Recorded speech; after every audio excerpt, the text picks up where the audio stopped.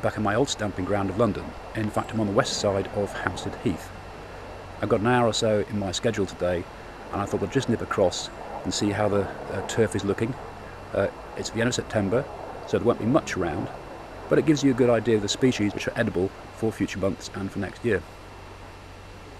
It's been raining on and off all morning, and it's pretty blustery, so if the video and audio looks a bit rough from time to time, my apologies. Anyway, let's see what's available on the ground.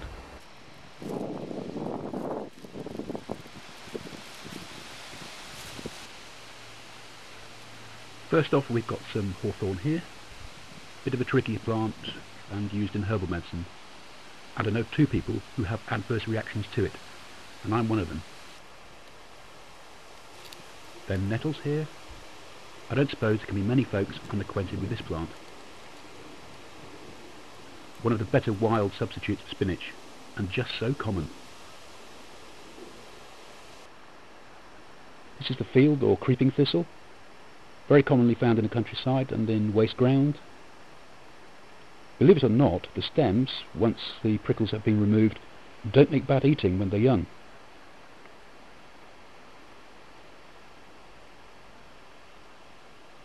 Greater plantain by the footpath here. Younglies of that make reasonable green if they're cooked and so on. Older ones pretty wretched. An oak tree here, but no acorns by the look of it. And it looks like all the blackberries have gone too. No doubt picked by local residents.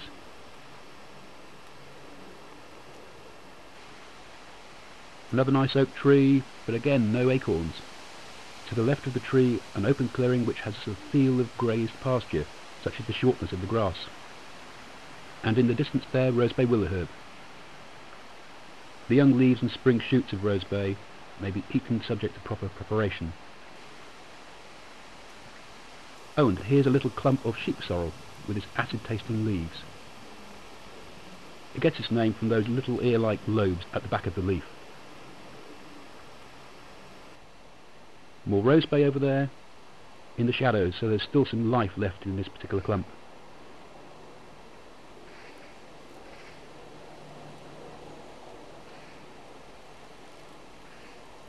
A few more nettles and some goosegrass or cleavers, gaily maparine.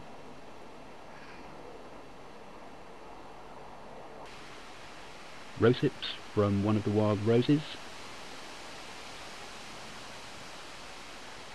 And on the other side of the footpath, mugwort.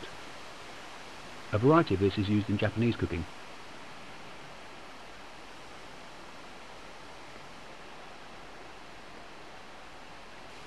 Across the way again, burdock, which you may probably have heard of in relation to dandelion and burdock ale and similar. Look at this nettle patch, ideal. However, without knowing the footfall of dog walkers down the path, these specimens would almost certainly require a thorough washing. A really large clump of burdock here, though small-leaved at the moment. So these will be first-year specimens. And then right nearby the skeletons of burdock, the burrs of which cling to passing animals and humans to disperse the seed. And right below the burrs, more mugwort. Wood avens, not a particularly useful plant in my opinion.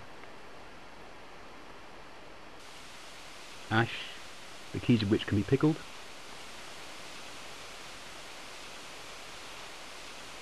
Common elder, rather at the end of the season by the look of it. Threadbare leaves, and only a small cluster of berries still left.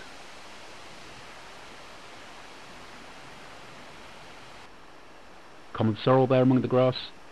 That's another one with acid-tasting leaves, like the sheep sorrel we saw earlier.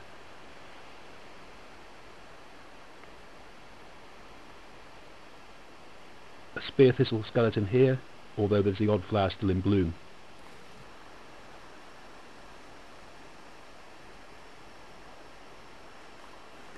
Yarrow, more of a herbal plant than a useful wild green.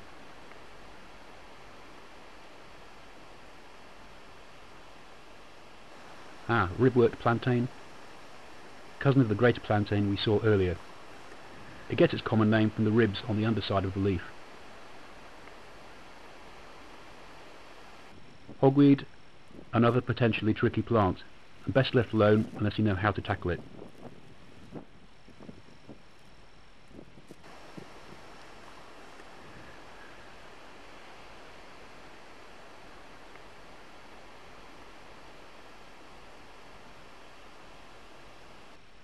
Broadleaf stock, very much survival food rather than gourmet stuff.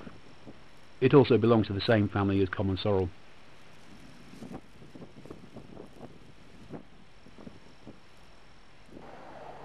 Just beside the pond here, one of the watercresses. I wonder how that got there. Another spear thistle, that's the winter leaf rosette forming. More goosegrass or cleavers. We're over by the road now and there's a bit of chickweed here. And then over at the back there, one of the oryches. So small at this stage that it's hard to identify properly, but it's definitely one of the Atriplex family. And one plant that almost everyone is certain to know, dandelion. I reckon that must give us over 20 plants with edible parts just in this one corner of the heath.